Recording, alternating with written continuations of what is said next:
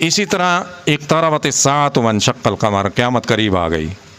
وانشق القمر، چاند دو ٹکڑے ہو گیا. حضور مینا میں موجود تھے، رات کا وقت تھا، چاند ہمیشہ رات کو ہوتا ہے. تو لوگوں نے کہا کہ آپ اپنا معجزہ دکھائیں نبوت کا. تو چاند دو ٹکڑے ہو گیا. درمیان میں جبل نور تھا. جبل نور اونٹ کی کوہان کی مانند ہے ایسے. ایک ٹکڑا مشرق کی جانب ہو گیا، ایک مغرب کی جانب ہو گیا. وَإِن يَرَوْا آیَةً يُعْرِضُوا، جب یہ نشانی انہوں نے دیکھی پھر انہوں نے جیسے کفار تھے، چالاک تھے، اعراض کرنا شروع کر دیا. وَيَقُولُوا سِحْرٌ مُسْتَمِرٌ، انہوں نے کہا یہ جادو ہو گیا ہمارے اوپر، آپ نے ہماری نظر بند کر دی ہے، یہ جادو ہو گیا، یہ معجزہ نہیں ہے.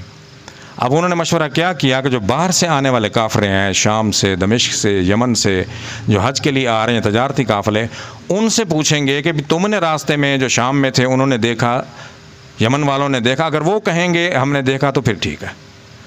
اب جب قافلے آتے تھے وہ ان سے پوچھتے تو انہوں نے کہا جی ہم نے دیکھا ہے. اب یہ آیتیں اس لیے نازل فرمائی کہ حضور کا معجزہ اللہ تعالیٰ نے ثابت فرمایا شق قمر کا. کہ سوال ہوگا کہ شق قمر ہوا تھا، قرآن میں کہاں لکھا ہوا ہے؟